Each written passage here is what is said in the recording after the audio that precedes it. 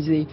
Alors chaque année, des milliers de migrants empruntent cette voie pour entrer dans l'Union européenne, ni régularisés, ni expulsés. Leur sort devient alors un véritable casse-tête. Dans le nord de la France, dernière porte avant l'Angleterre, on compte toujours des centaines de clandestins sur place à Coquelles. Les arrestations sont quotidiennes, mais dans les faits, ces hommes et ces femmes, vous allez le voir, sont presque toujours relâchés. Loïc Delamornay, Abdel Zouyache.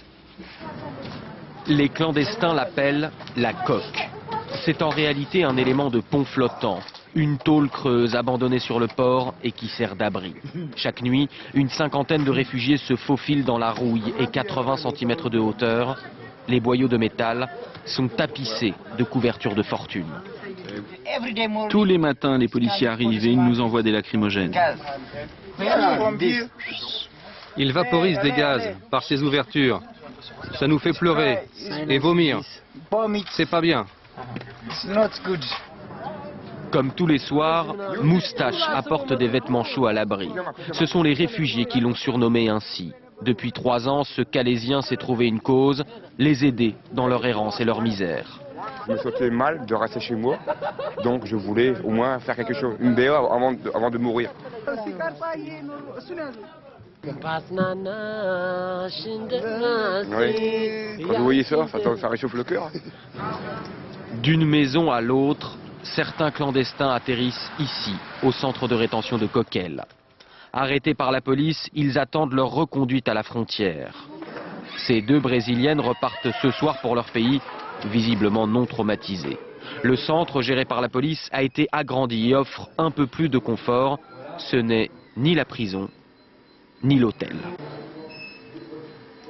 Plus les gens sont bien traités dans un bon environnement, moins on a de soucis derrière pour tout ce qui est escorte, ambassade, mise à l'avion. Les gens savent ce qui va leur arriver puisqu'il y a un encadrement autour, il y a des conditions de détention qui sont dignes. Je pense que la France devait aussi se mettre aux normes de l'Europe. Le délai maximum de rétention est de 32 jours. Le temps pour la police de faire une enquête sur la nationalité de chaque clandestin. Leur pays est souvent frappé par la guerre ou la dictature. Peu sont expulsables. Dans beaucoup de cas, on se contente juste de les renvoyer dans le pays européen par lequel ils sont arrivés. C'est un Soudanais qui a demandé l'asile en Hollande, qui est arrivé à Calais et qu'on va renvoyer en Hollande. Avec leur accord. La coopération policière européenne est bonne, le problème, lui, reste insoluble. Chaque soir, pour quelques dizaines de pensionnaires qui dînent au réfectoire, ils sont des centaines en liberté à attendre la soupe des associations d'entraide sur le port. Vous venez d'où? Pakistan? Et vous, Somalie, non? Le gouvernement n'a rien compris. Ils veulent nous faire croire que c'est nous, en tant qu'association, qui attirons les réfugiés. Qu'on quitte son pays par nécessité et non pas par plaisir et non pas pour venir manger une soupe du collectif, c'est sûr. La plupart des réfugiés, quand je dis la plupart, c'est 99% des réfugiés que vous voyez ici, ont tous été interpellés par la police. S'ils sont donc ici, c'est qu'ils sont non reconductibles. Où est la logique dans cette interpellation massive? Oui, on a été arrêtés plein de fois par la police. La dernière fois, c'était il y a 2 jours.